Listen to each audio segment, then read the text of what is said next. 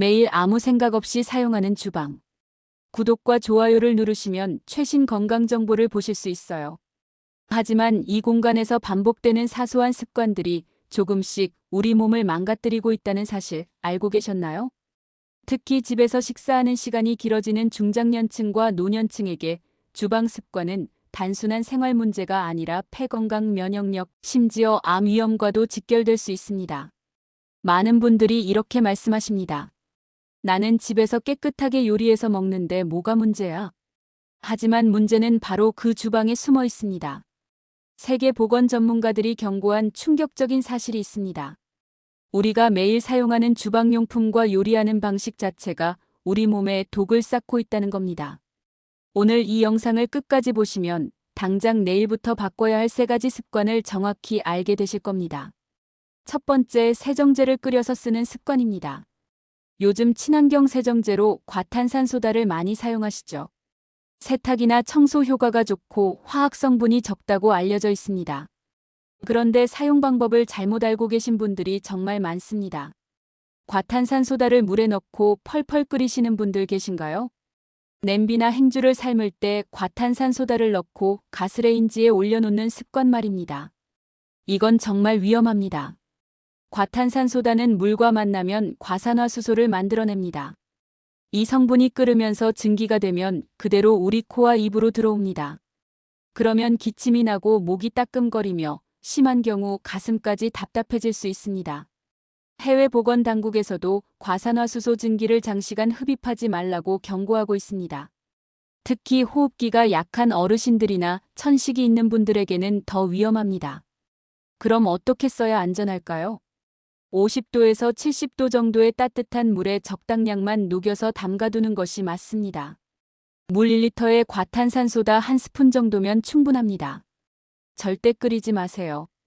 그리고 사용할 때는 반드시 창문을 열어 환기하세요. 환기가 되지 않는 욕실이나 작은 공간에서는 절대 사용하지 마세요. 많은 분들이 착각하시는 점이 있습니다. 친환경이니까 안전하겠지. 하지만 친환경 제품도 잘못 사용하면 위험합니다. 천연 성분이라고 해서 무조건 안전한 것은 아닙니다. 사용 방법을 정확히 지키는 것이 가장 중요합니다. 두 번째, 물통과 보온병을 몇 년째 그대로 쓰는 습관입니다. 환경 보호를 위해 일회용품 대신 텀블러를 사용하는 분들, 정말 훌륭합니다.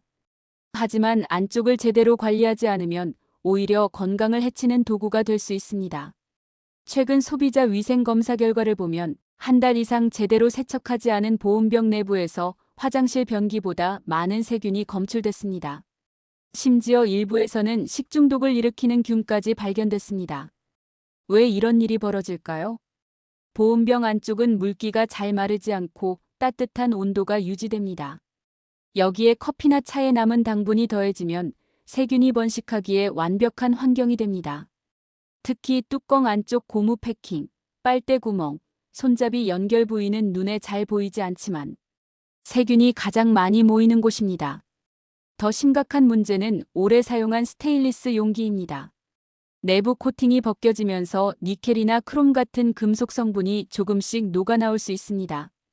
그렇다면 어떻게 해야 할까요? 사용 후에는 반드시 당일에 세척하세요. 뜨거운 물과 전용소를 사용해 안쪽 구석구석까지 닦아야 합니다. 뚜껑과 고무 패킹은 분리해서 따로 씻으세요. 일주일에 한 번은 구연산 물에 담가두는 것도 좋습니다. 물 한 컵에 구연산 1스푼을 녹여 텀블러 안에 가득 채운 뒤 30분 정도 두었다가 깨끗이 헹궈주세요. 그리고 꼭 기억하셔야 합니다. 코팅이 벗겨졌거나 안쪽에 녹이 생기거나 지워지지 않는 얼룩이 있다면 더 이상 사용하지 마세요. 아까운 마음에 계속 쓰다 보면 나중에 병원비로 몇 배를 쓰게 됩니다. 플라스틱 물통도 마찬가지입니다. 오래 사용한 플라스틱 용기에는 눈에 보이지 않는 미세한 흠집이 생깁니다. 이 틈 사이로 세균이 침투해 아무리 씻어도 완전히 제거되지 않습니다. 특히 뜨거운 물을 자주 담는 플라스틱 용기는 1년에 한 번 교체하는 것이 안전합니다. 세 번째, 환기장치 없이 요리하는 습관입니다. 조금만 볶는 건데 금방 끝나니까 괜찮겠지. 이렇게 생각하며 환풍기를 켜지 않고 요리하시는 분들 정말 많습니다. 하지만 이 습관이 얼마나 위험한지 알고 계신가요?